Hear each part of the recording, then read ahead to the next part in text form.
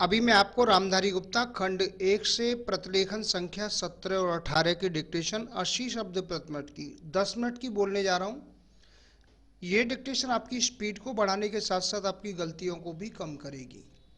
Short hand संबंधी किसी भी जानकारी के लिए आप मेरे कॉन्टैक्ट नंबर पर कॉन्टैक्ट करके मुझसे जानकारी प्राप्त कर सकते हैं। कैसे एडवांस आउटलाइन की बुकों को परचेज करना है और कैसे ऑनलाइन क्लासों को ज्वाइन करना है। अभी मैं आपको ये डिक्टेशन बोलने जा रहा हूँ। डिक्टेशन लिखने के लिए आप लोग तैयार रहें अपनी नोटबुक और पेंसिल लेकर के। रेडी।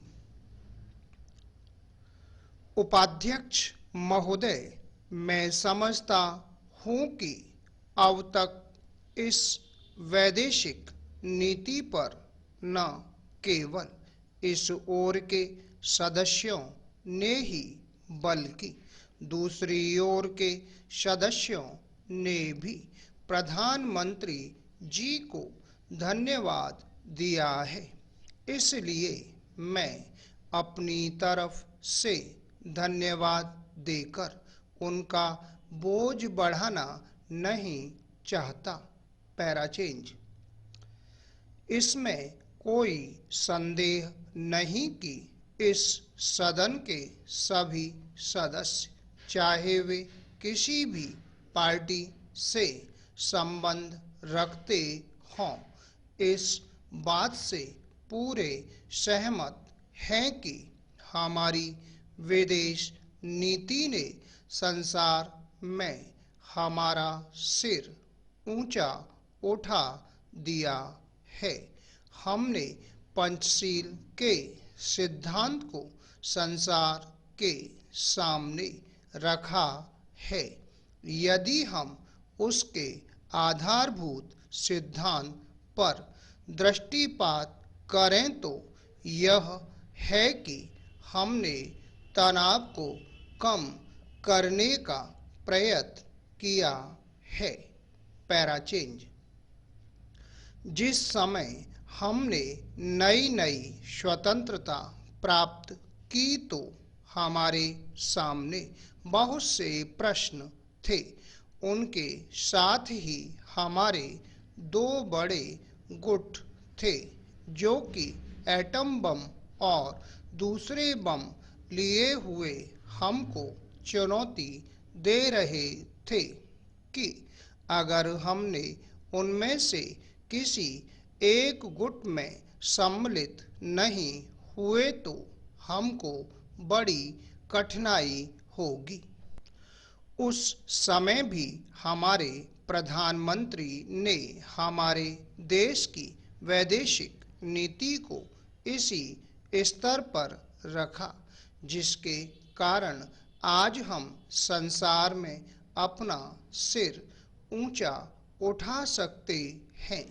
हमने जो संसार के सामने पंचशील के सिद्धांत को रखा उसका सबसे बड़ा फल यह हुआ कि एक सम्मेलन हुआ जिसकी ओर मैं आपका ध्यान दिलाना चाहता हूँ। इस सम्मेलन में बड़े उत्साह के साथ संसार के 29 राष्ट्रों ने, जो कि एशिया और अफ्रीका से संबंध रखते थे, यह घोषणा की कि हम संसार में तनाव कम करना चाहते हैं और साथ ही हम यह चाहते हैं कि संसार में जो विभिन्न सामाजिक और आर्थिक नीतियां हैं वे साथ साथ चल सकें। हमारी वैदेशिक नीति में जो सबसे महत्वपूर्ण चीज है वह है सह अस्तित्व की भावना। उसी भावना के फलस्वरूप हम देखते हैं कि आज कोरिया का युद्ध नहीं हुआ जो कि एक तीसरे विश्व युद्ध के रूप में परिवर्तित हो सकता है।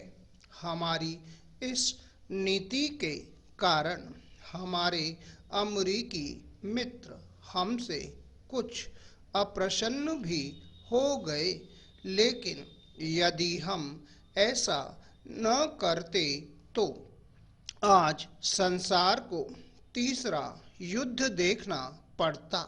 मैं बहुत ज़्यादा समय नहीं लूँगा, थोड़ा ही लूँगा। Para change. उपाध्यक्ष महोदय, मैं निवेदन कर रहा था कि जब हम कोई प्रश्न उठाएं तो यह देखें कि हम इसमें से कहां तक बढ़ा सकते हैं। किसी चीज का मूल्य क्या हो, महंगी पड़े या सस्ती पड़े, इसको हमें विशेष नहीं देखना है।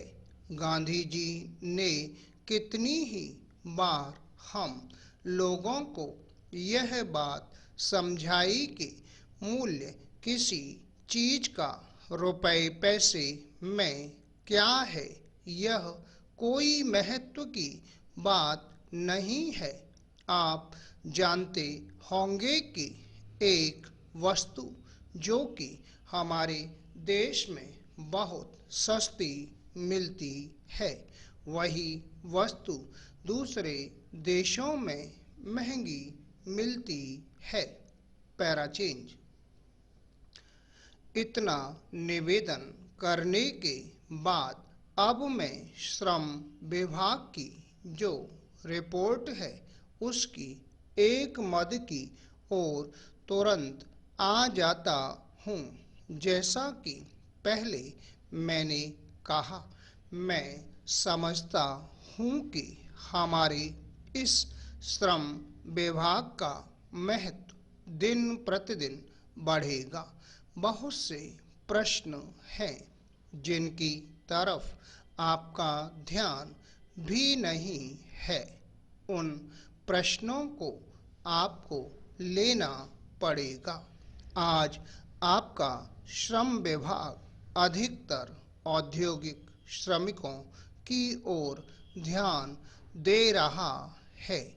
अभी हमारे माननीय सदस्य ने जो खेतीहर मजदूरों की दशा सुधारने की ओर भी आपका ध्यान दिलाया था और बतलाया था कि आज उनकी कैसी खराब हालत हो रही है। मैं उनसे पूरी तरह सहमत हूँ। हमारी सरकार का ध्यान देहाती श्रमिकों की ओर नहीं गया है। उनकी बड़ी बुरी हालत है। आपने उनकी दशा सुधारने के लिए क्या किया है?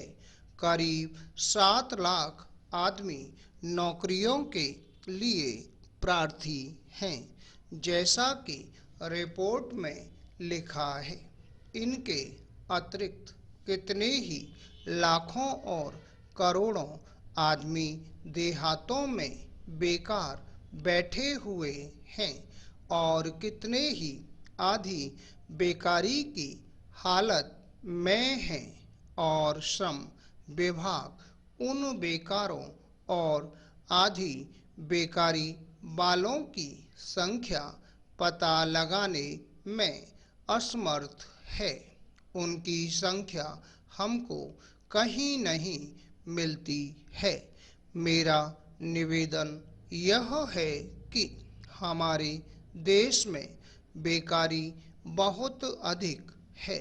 जितना अधिक हम बेकारी को दूर कर सकें, उतना ही अधिक हम अपने देश और समाज को सुखी बनाएंगे।